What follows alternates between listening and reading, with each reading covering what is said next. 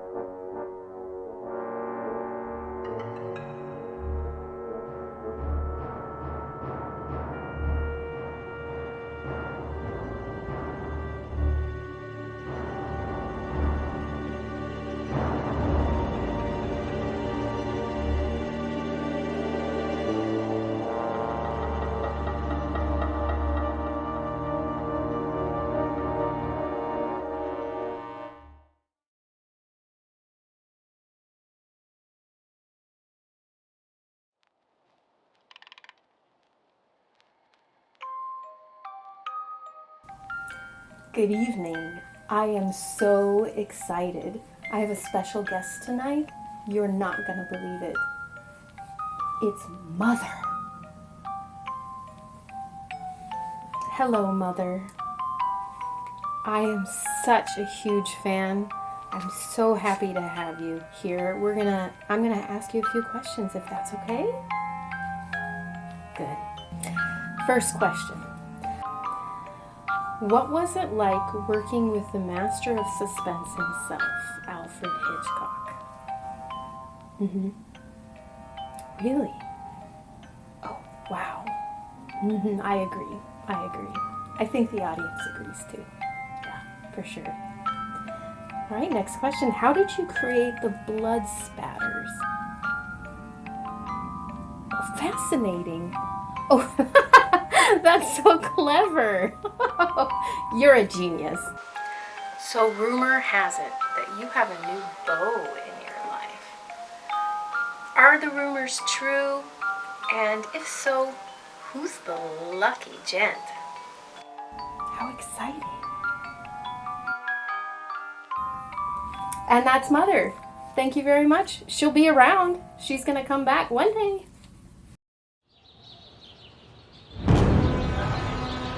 Somebody help! Somebody help me, please! Somebody help! Someone, please! Somebody! Please! Somebody! Open up! Somebody! Oh, fuck!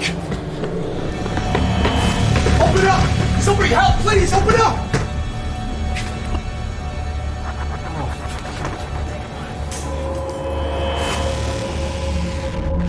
Sir, please. I'm begging you. Don't hurt me. I'm begging you. I'll give you all my cash. I'm begging you. I've got a ton of cash. Don't hurt me, please. Please. Please. Please.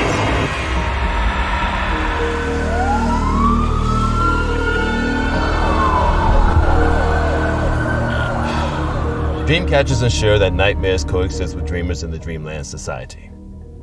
See the different types of nightmares. You have your everyday run-of-the-mill night stalkers, and then you have your dark stalkers. Evil incarnate.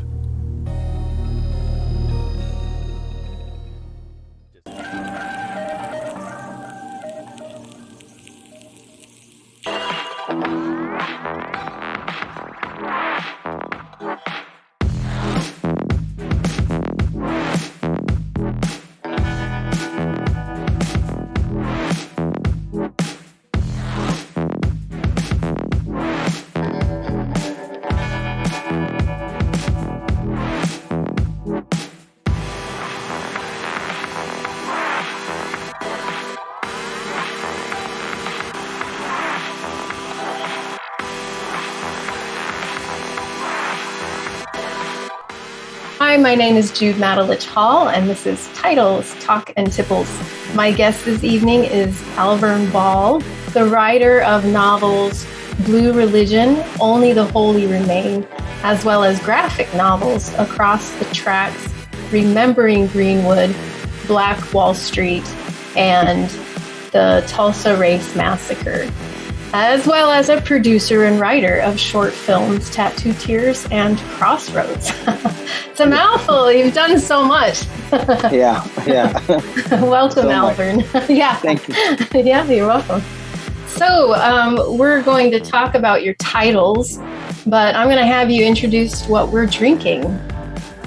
I am drinking ginger ale. Yes. So we're drinking ginger ale. All right, let's cheers. Cheers. My first question is what inspired you to write in the crime genre? I guess you would have to say it had to be probably maybe when I was very young. I read the Hardy Boys. Oh yeah. Yeah, those novels, and Nancy Drew. So I was always in a crime to some degree. And then when I got to college, I read a book called oh God, I was gonna say the wrong book.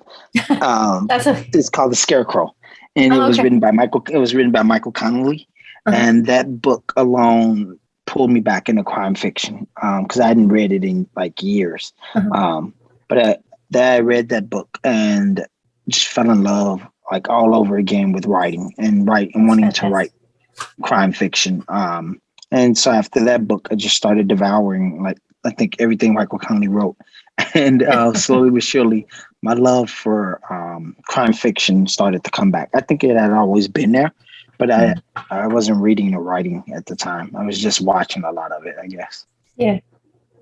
Kind of noirish, right? These stories. It's always very, yes, I fall in the noir category of crime fiction. I love noir. It's just something about the balance of light and dark, good and evil. Mm-hmm. And I feel like it's always a balancing act or the tipping the scales of humanity's, or one person's soul, you can say, whether it's going to tip towards being very good, or is it going to tip towards being, evil. So I like noir, I think, more than any of the subgenres within crime.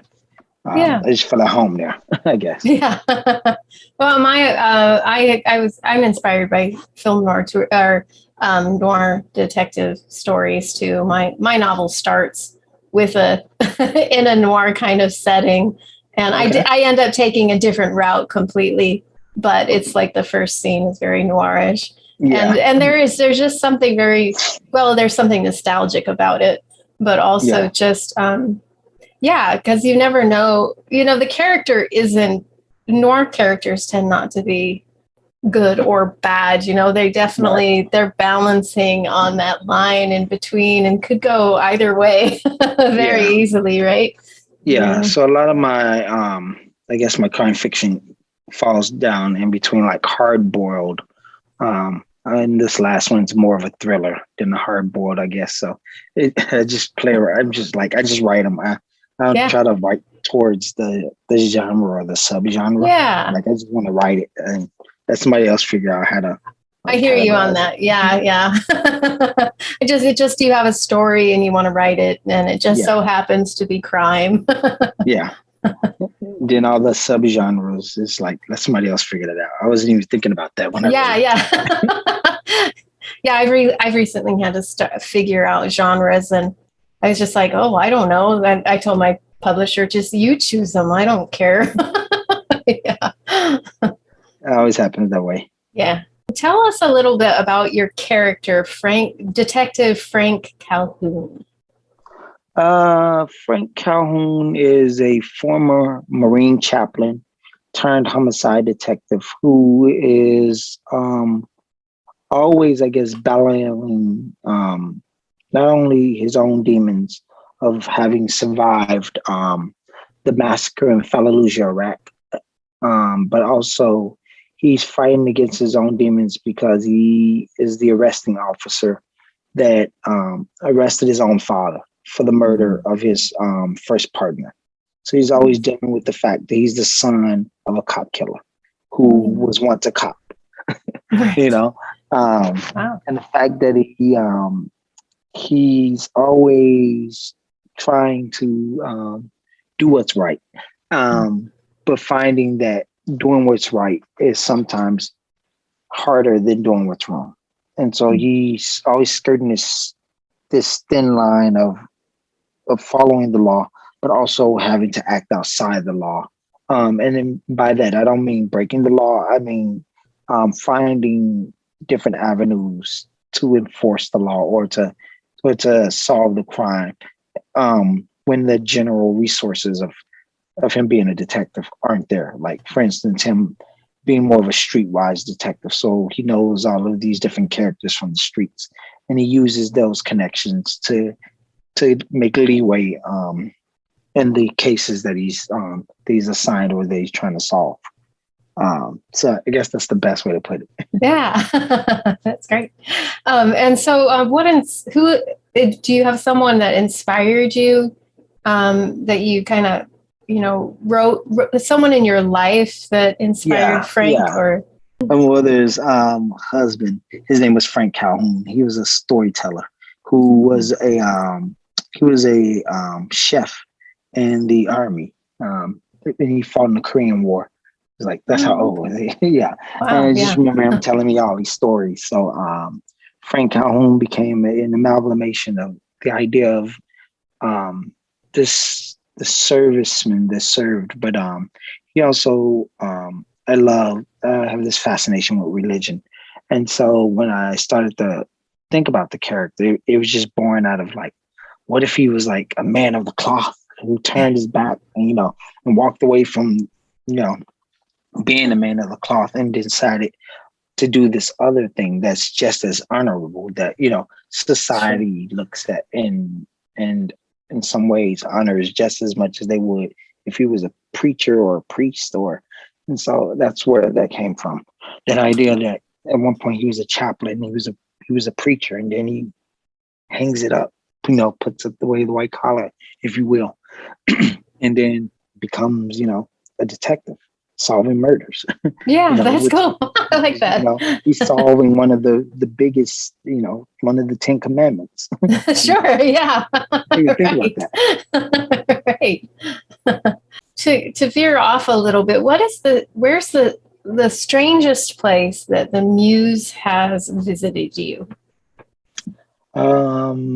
Usually, so I wrote my first novel, Only the Holy Remain, mostly while traveling on like the Chicago subway system. So that's usually where I used to love just jumping on a train or bus and just like writing. It's something about being around people and in the hustle and bustle of a city. It just gets my brain working. And so I once got on a train and rode it from like one end of the city to the other, and then got off and just rode it back. And wow. And all I did was sit there for like, how many, 2 or 3 hours, whatever long it takes to get from one side of the city of Chicago to the next.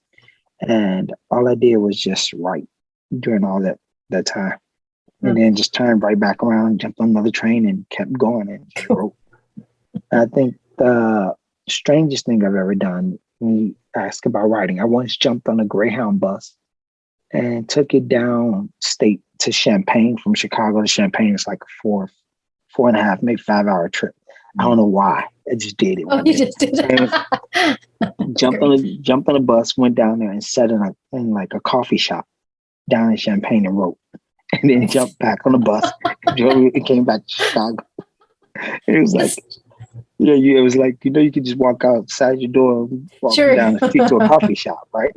Right, so but that's cool. So you're pretty spontaneous when it comes to, Yeah, so I think those would be the two weirdest ways of like, why did you go all the way to Champaign? It's like, because you could. 4 hours, yeah. Right.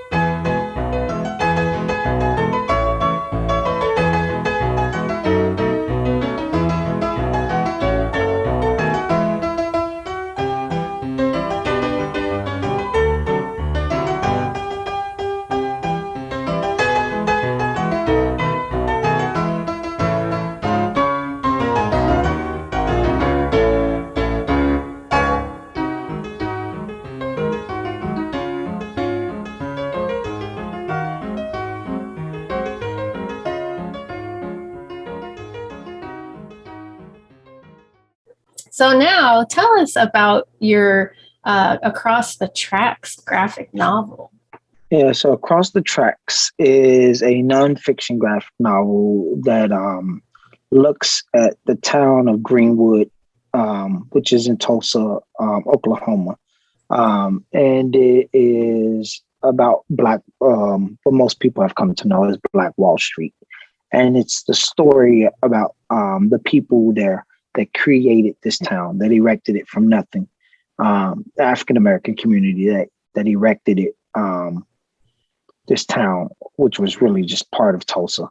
But it was an all-Black section of the town that was segregated from the white section of the town by this row of tracks. That's why it's called Across the Tracks. Okay. This row of tracks separated the two sides of the town.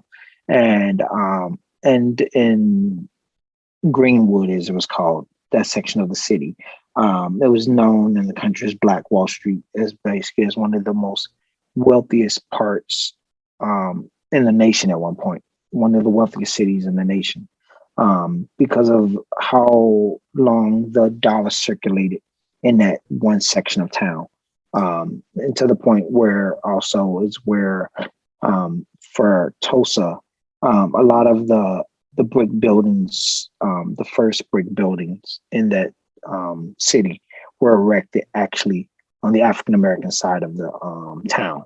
So as Tulsa expanded and became bigger, a lot of what you would come to know and see in Tulsa actually started, for the most part, on the African-American side of that town.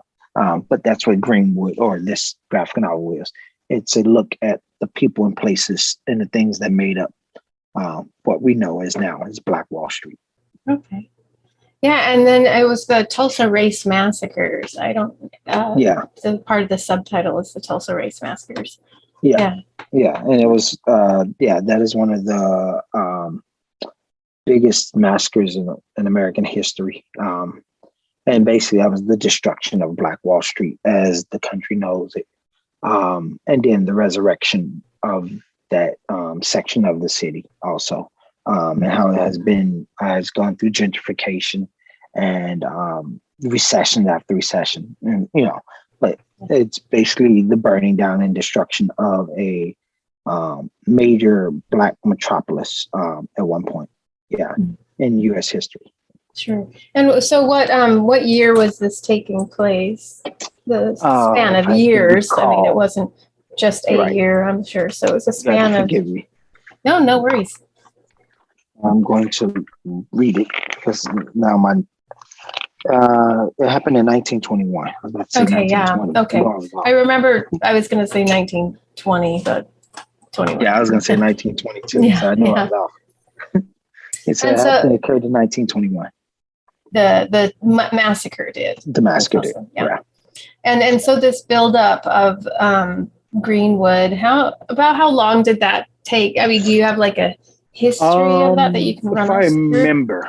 If I remember, I'm now going to go back to the timeline, so you have to forgive me. No worries. You don't have to remember everything. It started in 1906. So from 1906 to 1921, basically 14 years almost at that point, where this town grew from literally nothing, from a dust ball up into like a major part of Tulsa, Oklahoma, as people know it now, like the Oklahoma City, Yeah, but they were able to rebuild, to some degree, but it was never as powerful as it once was when it was first. The town rebuilt. The Black citizens of Greenwood came together and rebuilt the town with no financial backing from like the U.S. government or from the city or from the state. They literally pulled their resources together and rebuilt the town brick by brick on their own. Because at the time, the state refused to acknowledge that they had burned half the city down. Sure, yeah. Or that this thing had actually happened. It was almost like being like a Holocaust denial kind of thing. But this Black citizens of this city banded together and rebuilt the city. And when they rebuilt it, for a while, it came almost close back to its heyday but over time, due to recessions and a lot of other things, it slowly lost the luster that it once had as being known for Black Wall Street. Yeah. How did you come about doing this graphic novel and choosing the focus of Greenwood, Oklahoma? For me, it was, I've always heard about Greenwood since I was a kid. My grandma and grandparents coming from Mississippi, so I'd always heard about it to some degree. And I think a lot of Black households have always heard about it. But it was during when most of America first got their first introduction was during Watchmen, the TV show, and which was on HBO. And it started Regina King, and after that, after that, I just felt a need to. Everybody wanted to talk about the massacre, and for me, it was less about the massacre I wanted to know about, and I wanted to know more about the town before the massacre and the people before it. So that became, I guess, the germ of the idea for me, was that I wanted to know more about these people. And so when I pitched I started talking to my editor, John Jennings, about it. I was like, look, I want to do this story, but not about the massacres, because everybody wants to talk about the massacre. Yeah. And I was like, I want to go in the opposite direction and talk about the people, the town, and everything else that occurred before the massacre. Because I thought there's something interesting in that idea of learning about these real folks. But when I pitched it, we pitched it as a fictional story about fictional characters. And then over time, it went from being fictional to let's talk about the real people. Then we're going to talk about the real places there. And that's how we ended up in that nonfiction section. That's great. Which is in some ways was new for me, because I love fiction and that's where I dwell at. So to be doing something nonfiction just felt it was something totally new to me. I mean, I've written nonfiction things, but never anything that's ever been published. It was just like schoolwork kind of thing. Yeah. The characters in the graphic novel are based on real people. Yes. Yes, they're all and they're all real people. So they're biographies basically of the people that existed in this town. And each page gives a almost like a memorial to that person, where we're talking about who they were and how they contributed to the overall idea of Greenwood. And without them, there would be no Greenwood. Sure. A lot of what people want to talk about when they talk about the massacre, they like to talk about all the businesses that existed in this, in this neighborhood, in this section of the city. And for me, when we were doing Greenwood, one of the things I really wanted to talk about were the owners of those businesses, because everybody wanted to talk about just, oh, look, this building got erected with 110, rooms, and it's one of the Black-owned hotels, and it's like, that's great. But who owns it? So we're going to talk about a hotel, but we don't want to talk about the people that owned it, that built it, that lived in it. So for me, it was like, okay, I want to talk about the person that erected the hotel. Yeah, that was more important to me. Well, that's I kind of feel like, well, just talking about buildings. I mean, buildings are nothing without the people, and it's what brings life to the buildings, and what the just the amazing things that people can create architecturally and artistically, and everything else. Was it difficult to find out about these like individual people? Very, very difficult. Just because there is a lot of history that was destroyed when they burned down most of that city, and then any type of historical archives that have existed have been kind of buried away. And whether that's through local principalities, like basically saying this did not exist. There are whole newspapers that have like clippings and stories and whole editions of newspapers that were once businesses in Tulsa that have like disappeared. like never to be, because that they don't want to talk about, like it didn't exist, kind of Right. thing. Yeah. So there've been books written about, especially in the last year, because it was the 100-year anniversary. Mhm. There's been a lot of books written about the massacre and about Black Wall Street.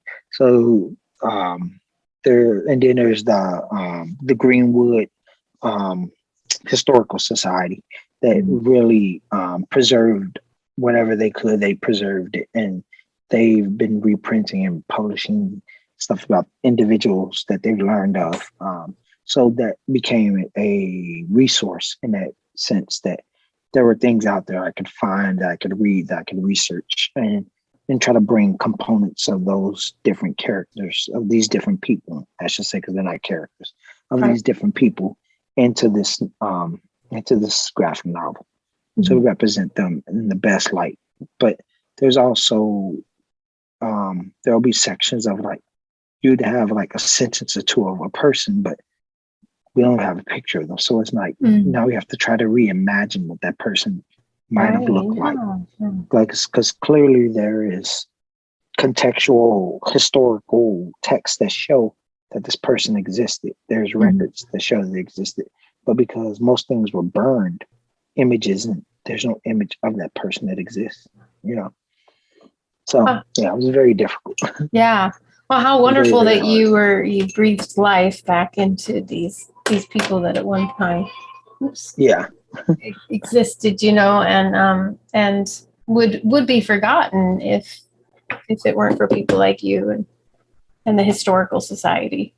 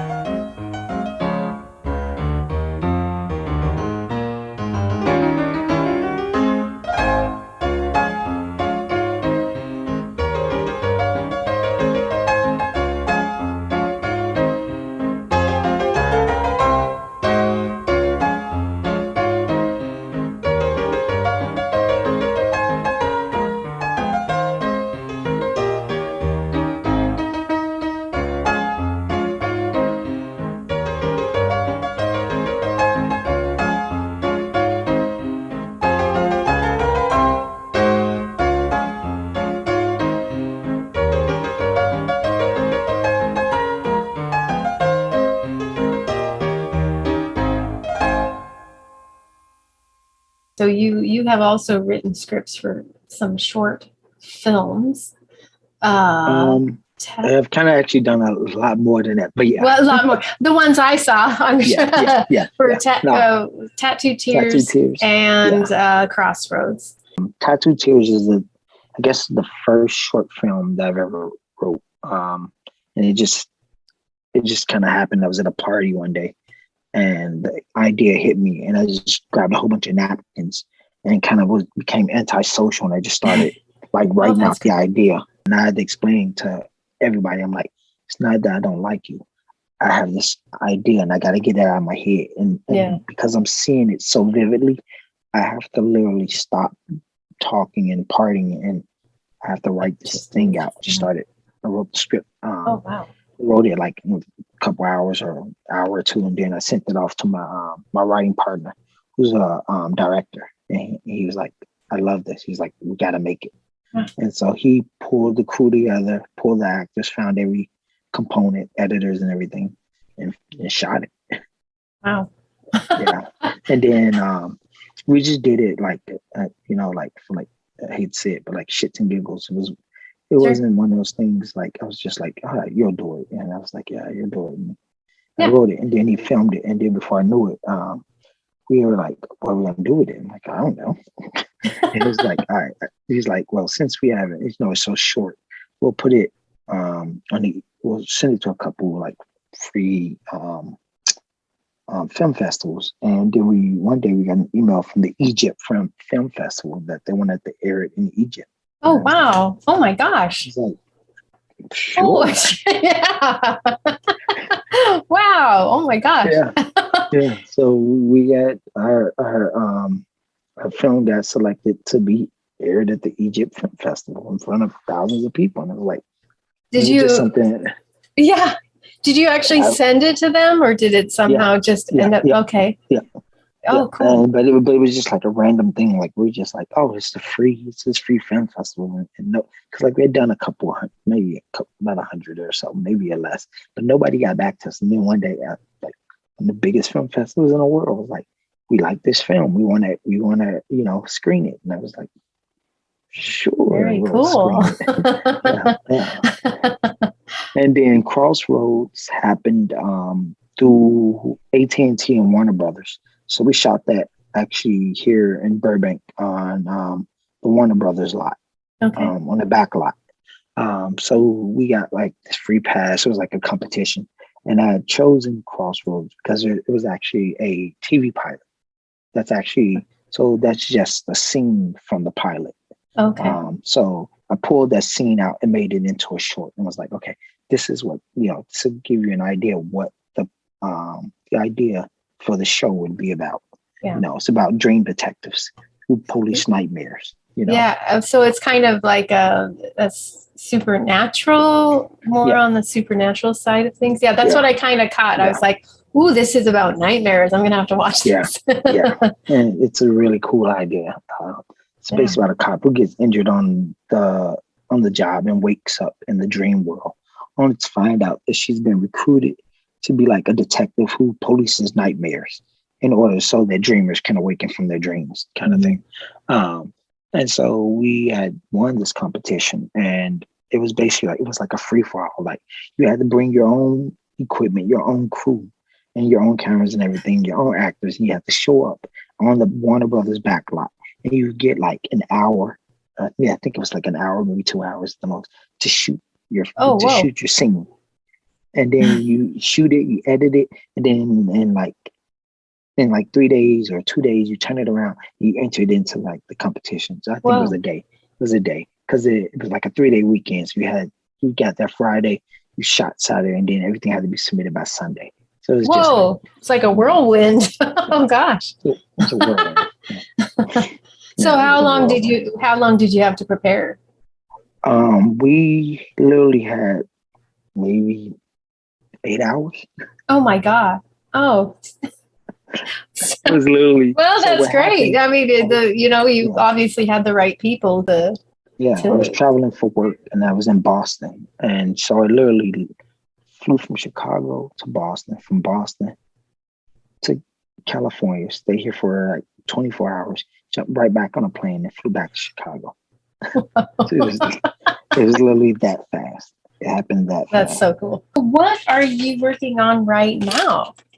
So right now I have I just adapted Shakespeare's Othello into a modern day graphic novel set in Iraq. I'm writing an audio drama or podcast series, which I based off characters from my choose your own adventure noir graphic novel called Dime, the Case of the Man with the Sham Hand. And then I just finished a pilot, which I just sent to my manager. And I got another pilot that I'm hopefully going to be pitching, hopefully mid-February going into March. And then I have a World War II graphic novel that's going up to my publisher, Abrams, hopefully next month. And yeah, what I'm working on now is I'm about to pitch a action drama story called The Lord of Bedlam, and to hopefully the Hulu sometime next month. And in between that, I guess I'm writing a new zombie comic. It's a zombie. Wow. It's a one shot. It's a one shot. It's a zombie crime story. And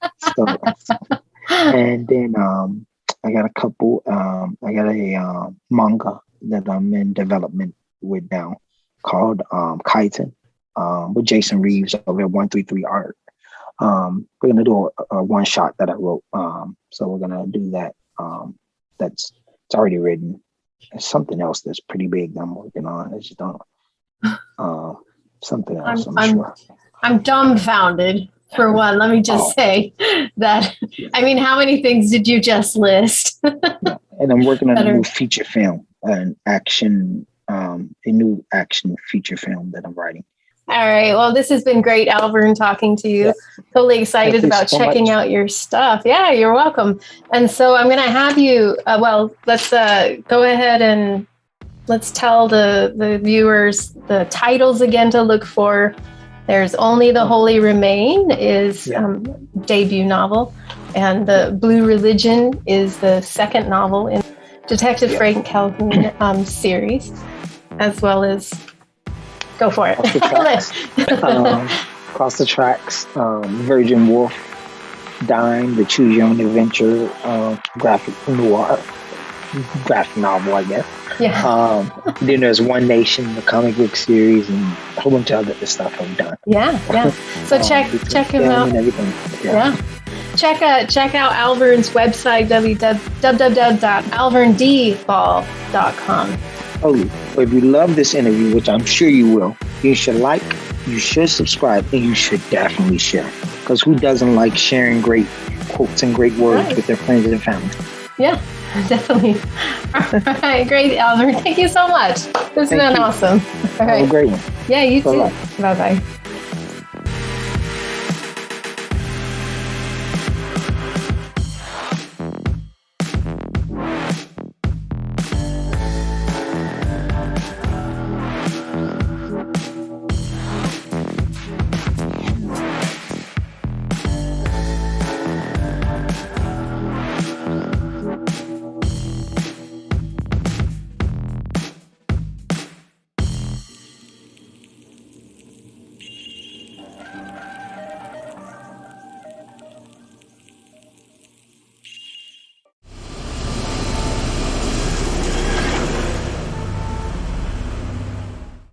For the money?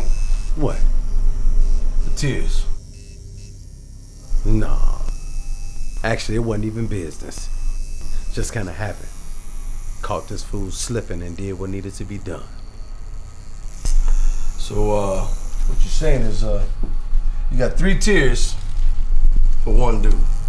No. 3 tears, 3 bodies. The one I was hitting for was with 2 other guys. Couldn't be helped. Witnesses and all. What's that they say? Casualties of war, some shit like that.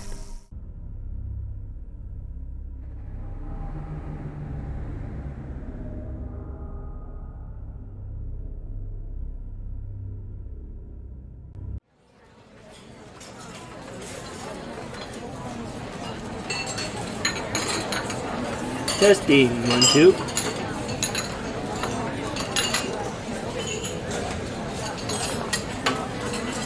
Alright, folks. Hey, it's good to be back. It's good to be here. Alright. Hey, I got one for you. Hey, you right there in the front row. You look fantastic. Alright. Anybody from out of town? Okay, good. Alright, here's one for you. A sandwich walks into a bar. Bartender says, "You gotta go. We don't serve food here." Alright, okay, alright. Hey, I got one for you right there in the front. Yeah, you look great. Never mind. Alright. Is that your wife? Hey, forget about it. Okay, cool. I got another one for you. Hey, alright. So, my pizza guy, he tried to do some comedy, but his delivery was all wrong. Okay, well, next up. Alright, it's good to be here. Alright, good to be back. Alright, I don't want to sound cheesy, but cheddar, provolone, smoked Gouda, Swiss. Anyways, alright, hey, anyways. I wanted to say, okay, good for you. Alright, hey, I'm from out of town. Anybody else from out of town? I'm actually from a little bit underground. 6 feet underground. Alright, went over your head. Okay, cool. So anyways, alright, I got a little trivia here for you. Little trivia. 5 out of every 4 people is a complete idiot. You may be one of them. Hey, never mind. Alright, hey, I got you. There we are. Okay, alright. Never mind, folks, never mind. So a horse walks into a bar. Bartender says, "Hey, why the long face?" Yeah, right. Hey, that's it. Okay, hey, it's an old one. You never know. Alright, you gotta keep trying. One of them will stick.